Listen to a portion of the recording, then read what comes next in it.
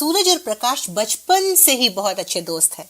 अब दोनों बड़े हो चुके थे। सूरज और प्रकाश की दोस्ती इतनी गहरी थी कि लोग कहते थे कि सूरज आया तो प्रकाश कहाँ रह गया और प्रकाश आया तो सूरज क्यों नहीं आया। सूरज एक अमीर घर का लड़का था और प्रकाश गरीब घर का लड़का था। यूं कहिए कि सूरज के पास ही प्रकाश नौकरी करता था। सूरज का एक बड़ा मुर्गी फार्म हाउस था जिसकी पूरी देखभाल प्रकाश करता था और प्रकाश को मुर्गियों की बोली भी आती थी। सूरज अपने फार्म हाउस पर आता है और प्रकाश से बोलता है, प्रकाश मेरे दोस्त, जब भी यहाँ आता हूँ मुझे किसी चीज की कोई कमी महसूस नहीं होती। तुम अपना काम बहुत अच्छे से करते हो और ये देखकर मुझे बहुत खुशी होती है। सूरज, तू मेरा दोस्त है और मैं इस काम को बड़ी खुशी से करता हूँ। तू मेरा दोस्त नहीं, मेरा भाई है, मेरा जिगरी दोस्त। सूरज की पत्नी का नाम सोनिया होता है और प्रकाश की पत्नी का नाम सुलेखा होता है। सोनिया एक अमीर घर की लड़की है और उसे गरीब लोग पसंद नहीं थे और इसीलिए उसे प्रकाश भी पसंद नहीं था। सुलेखा एक बहुत सीधी सादी लड़की है। उधर प्रकाश की पत्नी सुलेखा प्रकाश को बोलती है, प्रकाश, आप बहुत अच्छे हो। आप अपने दोस्त के साथ कितनी ईमानदारी से काम करते हो। मैंने देखा है कि तुम हर वक्त उस मुर्गी फार्म में ही लगे रहते हो और आप मुर्गियों से बातें करते हो। क्या सच में आप उनकी बोली समझते हो? कैसी बात करती है तू? मैं सच में उसकी बोली जानता हूँ और जब मैं बहुत परेशान होता हूँ तो मैं उन्हीं से बातें करता हूँ। वो सूरज तो मेरा जिगरी दोस्त है, मैं उसके साथ कभी कुछ गलत कर ही नहीं सकता। सुलेखा, सूरज का परसों जन्मदिन है तो उसके लिए कुछ अच्छा सा बनाना। मैं सोच रहा हूँ कि इस बार उसको जन्मदिन पर कोई गिफ्ट दूं। सूरज के जन्मदिन वाले दिन प्रकाश सुबह से लेकर शाम तक सूरज का इंतजार करता है, पर वो ना तो उसे फोन करता है और ना ही उससे मिलने आता है। प्रकाश सोचता है कि शायद वो बिजी होगा। क्या हुआ अगर मैं बिन बुलाए अपने दोस्त के घर चला जाऊं? प्रकाश फिर सुलेखा को बोलता है, सुलेखा, शायद सूरज भूल गया मुझे बुलाना। कोई बात नहीं, तुमने जो उसके लिए गिफ्ट बनाया है वो मुझे दे दो, मैं उसके घर जाकर उसको दे आता हूँ। आज सूरज भैया कैसे भूल गए आपको बुलाना? अरे वह बिजी होगा जरूर, ऐसा कभी नहीं हुआ कि वो मुझे अपने जन्मदिन पर ना बुलाए। अरे सूरज, आज प्रकाश नहीं आया, तूने उसे नहीं बुलाया अपने जन्मदिन पर? अरे भाई साहब, क्या बताएं, पता नहीं इन्होंने कैसे कैसे दोस्त बना रखे हैं। अब आप ही बताओ, क्या हमारे जैसे अमीर लोगों के बीच में बैठने जैसी औकात है उसकी? हाँ भाभी, कह तो आप ठीक ही रही हैं। यह बात तो हमें भी बहुत खटकती थी, पर वह सूरज का दोस्त है इसलिए हम कभी कुछ कहते नहीं थे। अच्छा, खत्म करो इस टॉपिक को, मुझे भी अच्छा नहीं लगता उसके साथ रहना, पर क्या करूं, वो मेरा दोस्त है। आज कहाँ रह गया तेरा वो गरीब जिगरी दोस्त? मैंने उसे बुलाया ही नहीं, मुझे भी लगा तुम लोगों के बीच उसे क्या बुलाऊं। बाहर प्रकाश सारी बातें सुन रहा होता है और उसे बहुत बुरा लगता है। वो वहां से चला जाता है। रास्ते में मुर्गी फार्म पड़ता है तो वो मुर्गियों के पास जाकर बैठ जाता है और रोने लगता है। प्रकाश, क्या हुआ? तुम रो क्यों रहे हो? क्या हुआ? आज मेरे दोस्त ने मेरे लिए बुरा बोला। मुझे तो अभी भी अपने कानों पर यकीन नहीं हो रहा कि सूरज मेरे बारे में ऐसा सोचता था। अब मैं उसके यहाँ काम नहीं करूँगा।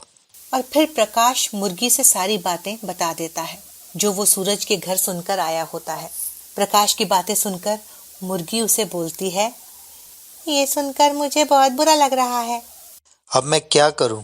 मैं यहाँ काम नहीं करूंगा, यह तो पक्का हो गया, पर मैं क्या करूं? मुझे कुछ समझ में नहीं आ रहा। मैंने तुम्हें देखा है, तुम अपना काम बहुत ईमानदारी से करते हो। प्रकाश, मैं तुम्हें एक बात बताऊं? हाँ बोलो। तुम्हें शायद मेरी बात पर यकीन ना हो, पर जो गांव के पास पीपल का पेड़ है ना, उसके पास जो एक टूटा फूटा घर है, उसके अंदर एक बॉक्स पड़ा हुआ है। तुम वहां जाओ और उस बॉक्स में से एक बड़ा सा अंडा निकलेगा, उसे लेकर उसे 3 बार चूमना। फिर उसमें से एक जादुई सोने की मुर्गी निकलेगी। वो तुमसे जो बोले तुम वही करना। यह तुम क्या कह रही हो? मैं बस तुम्हारी मदद करना चाहती हूँ। तो क्या मैं अभी जाऊं? हाँ, तुम अभी जाओ, रात का समय है, वहाँ कोई होगा भी नहीं। तुम जाकर वह बॉक्स खोलो। और फिर प्रकाश वहां से उस पीपल के पास वाली टूटी फूटी झोंपड़ी में जाता है। झोंपड़ी के अंदर सब कुछ टूटा फूटा पड़ा होता है। वहीं कोने में एक बॉक्स रखा होता है। प्रकाश बॉक्स को खोलता है, उसमें से एक अंडा निकलता है और प्रकाश उसको 3 बारी चूमता है। प्रकाश के चूमते ही उस अंडे में से एक जादुई सोने की मुर्गी निकलती है। तुमने मुझे यहाँ से आजाद किया है, बताओ मैं तुम्हारी किस प्रकार मदद करूँ? और फिर प्रकाश फार्म हाउस वाली मुर्गी से हुई सारी बात उस मुर्गी को बता देता है। अच्छा, ऐसी बात है। तो प्रकाश, तुम एक काम करो, इस बॉक्स को खोलो। इसे खोलते ही इसमें से काफी सारे सोने के सिक्के मिलेंगे। उन्हें अपने पास रख लो। मैं रोज रात को तुम्हें सोने के सिक्के दूंगी।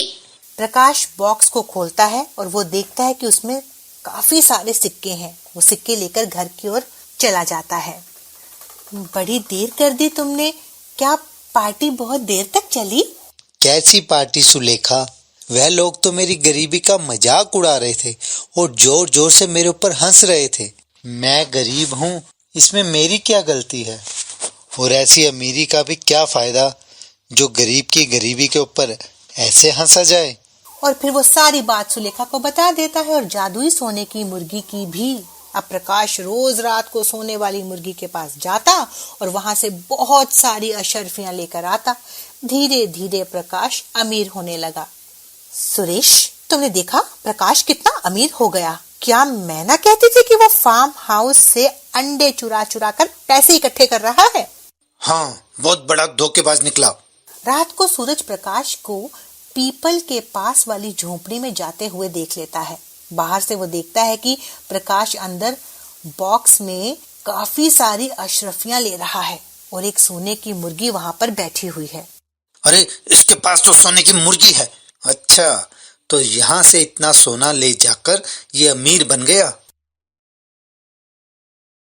घर आकर वो सोनिया को सारी बात बताता है। सोनिया के मन में लालच आ जाता है और वो सूरज के साथ एक योजना बनाती है कि कल रात को वो लोग उस मुर्गी को उठाकर घर ले आएंगे। अगली रात दोनों चुपके से उस झोंपड़ी के अंदर जाते हैं और बॉक्स खोलते हैं। जादुई सोने की मुर्गी बाहर आती है, पर वो सोनिया और सूरज को देखकर हैरान हो जाती है कि ये कौन लोग हैं। इतने में प्रकाश भी वहां आ जाता है। प्रकाश, मैं तुझ पर इतना भरोसा करता था, पर तूने ये वाली बात मुझसे क्यों छुपाई? हाँ सूरज, मैंने देखा कि तुम मुझ पर कितना भरोसा करते हो। अपने जन्मदिन पर तू अपने अमीर दोस्तों के साथ बैठकर मेरी खुददारी और मेरी गरीबी का मजाक बना रहा था। तो क्या गलत बोल रहा था? देख तेरी धोखेबाजी। बता, ये सोने की मुर्गी कहाँ से आई? और ऐसा बोलकर सूरज जादुई सोने की मुर्गी को पकड़ने लगा, पर सोने की मुर्गी अचानक से बहुत बड़ी बन गई और सूरज के सर पर चोट मारने लगी, जिससे उसके सर से खून निकलने लगा। भाग जा यहाँ से, वरना मैं तेरा और तेरी बीवी का वही हश्र करूंगी कि तुम किसी को अपना चेहरा नहीं दिखा पाओगे। तुम लालची लोग, तुम किसी को कुछ नहीं समझते। बस करो, बस करो। इनको इतनी सजा मिल गई, यही बहुत है। अब इनको अपनी गलती समझ में आ गई होगी। फिर सोनिया और सूरज वहां से भाग जाते हैं। प्रकाश जादुई सोने की मुर्गी से बोलता है, इन लोगों ने तुम्हें देख लिया, अब और लोगों को भी बताएंगे। इस तरह सब लोग आकर तुम्हें परेशान करेंगे। इसलिए मैं चाहता हूँ कि तुम यहाँ से हमेशा के लिए चली जाओ, जहाँ पर तुम जाना चाहो। प्रकाश, ये तुम क्या बोल रहे हो? अगर मैं यहाँ से चली गई तो तुम्हें ये सोने के सिक्के कैसे दूंगी? तुम्हारा बहुत बहुत धन्यवाद मुझे अब तक ये सब देने के लिए। लेकिन अब मेरे पास बहुत धन है और मेरा काम भी अच्छा चल रहा है। अब तुम ये किसी और जरूरतमंद इंसान को दे सकती हो। तुम बहुत अच्छे हो प्रकाश, तुम सबकी परेशानी समझते हो। हाँ, मैं यहाँ से जाने के लिए बिल्कुल तैयार हूँ, लेकिन जब भी तुम्हें मेरी जरूरत हो तुम मुझे सच्चे मन से बुला लेना, मैं तुम्हारे पास आ जाऊंगी। तुम्हारा बहुत बहुत धन्यवाद। सोने की मुर्गी वहां से चली जाती है। और प्रकाश भी वहां से चला जाता है।